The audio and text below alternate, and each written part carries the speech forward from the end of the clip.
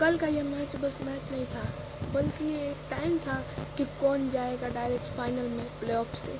कल के RCB versus GT के मैच में आपने देखा कि पहले इनिंग या दूसरी इनिंग दोनों टीमों ने तबाही लाया। सबसे पहले इनिंग में बात की जाए तो आरसीबी ने पहले बैटिंग लिया।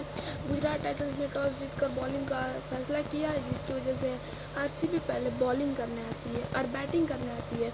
तो फिर बैटिंग करने आते हैं तो फिर बैटिंग के लिए ओपनिंग में उतरते हैं वेंकटेश अय्यर और विराट कोहली।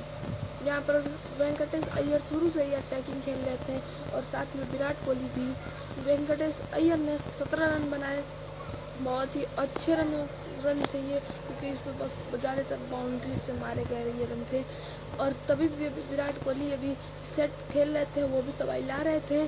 पर जब वेंकटेश अय्यर आउट होते हैं तो फिर आते हैं देवदत्त पडिक्कल। जब देवदत्त पडिक्कल आते हैं तो फिर से वो वही अटैकिंग स्पीड में वो खेलना शुरू कर देते हैं, जैसे कि खेल रहे थे वेंकटेश अय्यर। और पडिक्कल और विराट की पार्टनरशिप बनती है, जहाँ पर उन दोनों ने तबाही ला दिया। जीटी के बॉलरों को पावर प्ले में इतने रन मार दिए जो कोई एक्सपेक्ट नहीं किया था। पावर प्ले में इतने रन मारने के बाद जीटी के बॉलर पूरे दबाव में आ चुके थे। पर फिर आते हैं पावर प्ले के बाद काशिको रबाडा, और रबाडा ने आते सबसे पहले तो विराट कोहली को आउट किया। फिर जाते जाते वेंकटेश पडिक्कल को भी ले गए, और जहाँ से पूरा मैच ऐसा लग रहा था, पूरा मोमेंटम ऐसा लग रहा था कि अब जीटी की तरफ जा चुका है, क्योंकि जो बैट्समैन सेट हो चुके थे, जो बैट्समैन खेल रहे थे एक अग्रेसिव अंदाज में, वो उन दोनों को जीटी ने पवेलियन में भेज दिया था। पर किसको पता था कि यहाँ से अब क्या होगा। जहाँ पर पूरा मैच अब जीटी के कंट्रोल में लग रहा था, वहीं पर एंट्री होती है दो और दानवों की, कुणाल पांड्या और रजत पाटीदार। ये पहले थोड़ा सा टाइम लेते हैं पिच पे सेट होने के लिए, सिंगल्स डबल लेते हैं।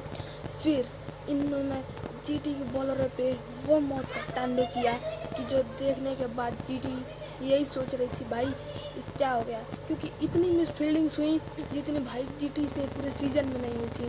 बाउंड्रीज पे इतने कैच छूटे, जो रजत का 20 पे कैच छूटा।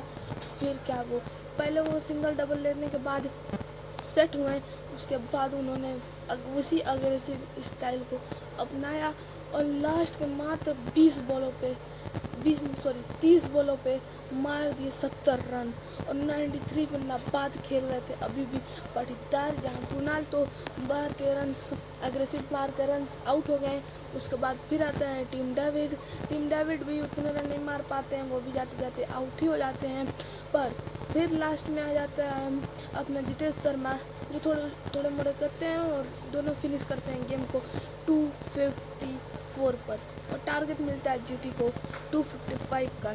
यहीं पर अब गेम असली बदलने वाला था, क्योंकि अब जब बैटिंग स्टार्ट होती है जीटी की तो ऐसा लग ही नहीं रहा था, क्योंकि ओपनिंग करने आते हैं जब सुमन गिल और साई सुदर्शन, तो पहली ओवर तो बहुत ही अच्छे जाते हैं। पहले ओवर में 11 रन मार देते हैं ये दोनों मिलकर।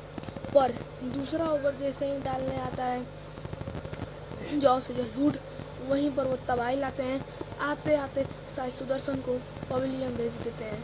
उसके बाद फिर आते हैं भुवी आते हैं, सुमन गिल को लेके जाते हैं।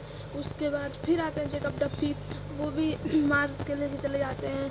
भाई विकेट्स पे विकेट्स गिर रहे थे, पावर प्ले में पूरी आधी टीम को निपटा देते हैं ये मिलकर।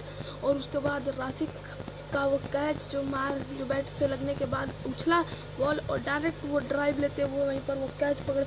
उस कैच के बाद तो पूरी जीटी की आधी टीम ऑल आउट हो जाती है। फिर असली गेम को संभालने उतरते हैं इम्पैक्ट प्लेयर